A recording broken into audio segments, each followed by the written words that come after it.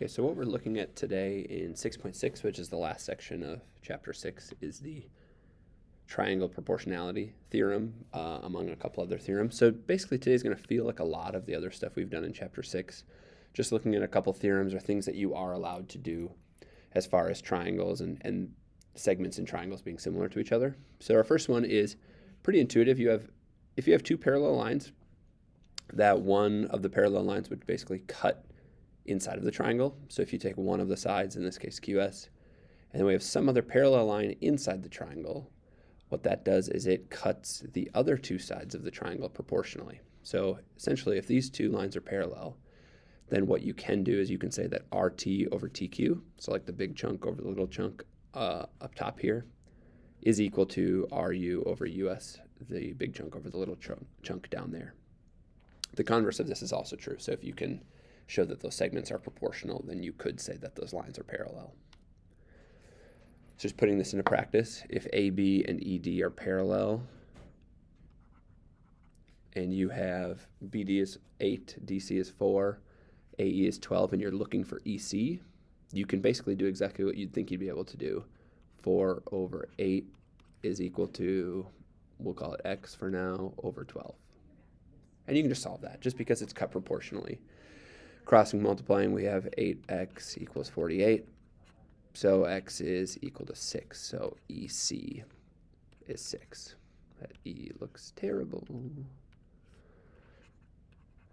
And basically what this theorem is opening up is it's opening up what you would assume to be true anyway. We're basically just stating that it is true. So before you maybe would have to say the top triangle itself is similar to the whole triangle. So you could do like 4 over 12 is equal to x over x plus 12. That would also work, but this theorem is basically just a shortcut. Looking at this one, what vertical distance corresponds with going up 20 feet on the ramp? So if you're going up all this way, we're going up 24 inches.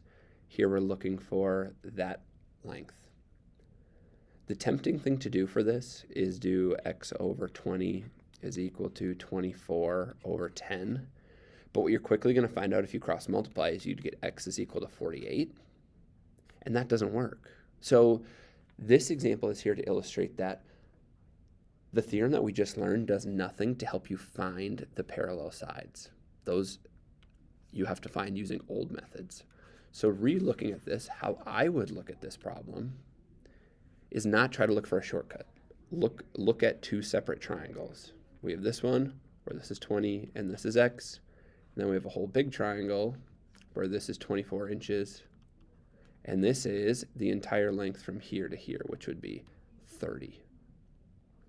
If you're finding the parallel side, you have to draw two triangles out and then solve. Because once you have this picture, it's pretty easy to set up a proportion. You could basically set it up however you wanted, more or less. I'll choose to go 20 over 30 is equal to x over 24. So 30x is equal to 480. So x would just be equal to 18. And if x is 18, the last thing we would do is we'd consider what unit would we have. Our unit, oh, not 18, 16, my bad. 16, that makes a lot more sense. Our unit here, since we're going up feet and then something, feet and then inches, our unit would be in inches. So 16 inches. I'm going to show you another example of this a little bit later in this video too. Our last two theorems for the whole chapter are these two.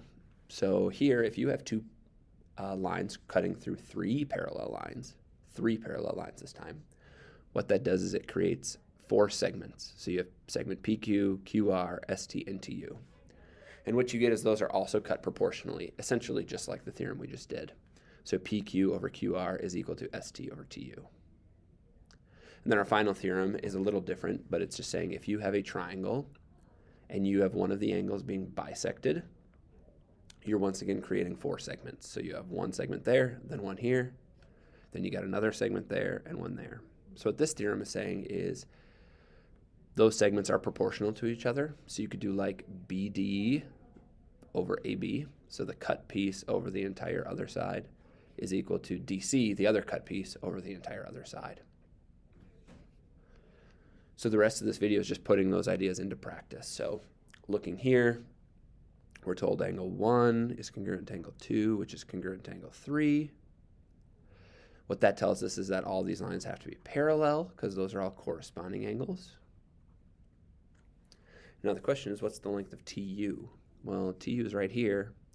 Based off of this theorem before, we can set these up as proportions. So you can do 9 over 15 is equal to 11 over TU.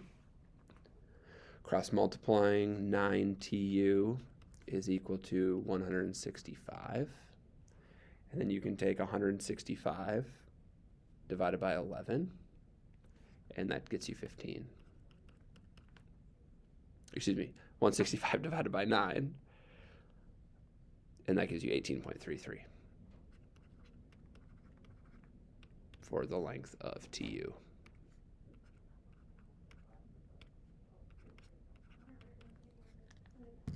You also, just for fun, could have set this up as 9 over 11 is equal to 15 over TU, and you actually would have got the exact same thing.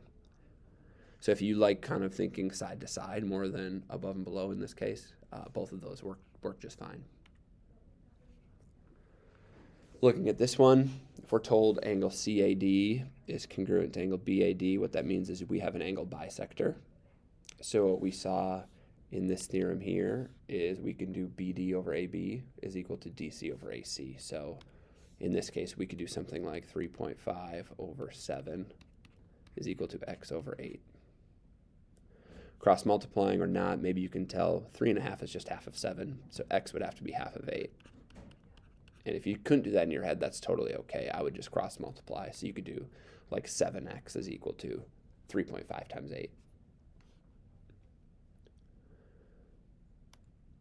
Making it a little more difficult, what we could do is we could take the same problem, and instead of being told lengths for each of these, in this case we're told BC as a whole is 16, and this piece is x.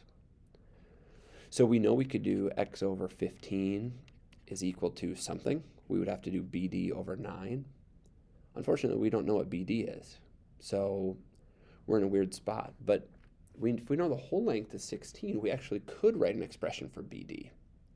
So for example, if I just said x was 3, I'm not saying that's the answer, but if x was 3, what would BD have to be? Well, it would have to be 13, because 3 and 13 make 16. If x was 6, what would BD have to be? Well, BD would have to be 10, because 6 and 10 make 16. So what we're doing there every time is we're taking 16, take away whatever x is. So we can set up a proportion like this. And from here, we would cross multiply. We get 9x is equal to 15 times 16 minus x. So 9x is equal to 240 minus 15x. Subtracting 15, we would get negative 6x is equal to 240. Sorry, terrible math. We would not subtract 15x, Mr. Johnson. We would add 15x. If we add 15x to both sides, we get 24x equals 240. That math is pretty easy. X is just 10. So DC is 10.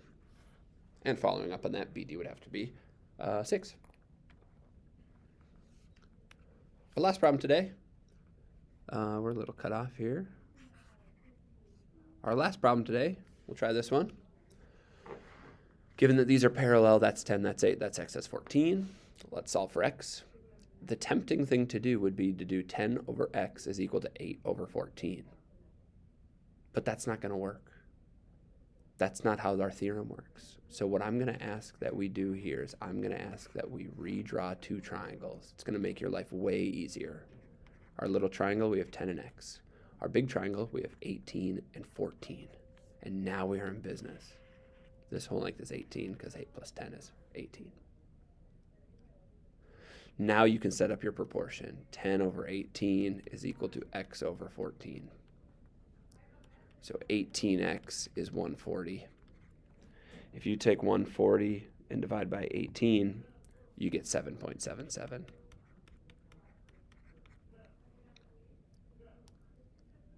which makes a lot of sense looking at the picture. Now, if you did this the wrong way, my hope is you'd catch that you made a mistake, because look what happens if you set it up how you might have been tempted to set this up.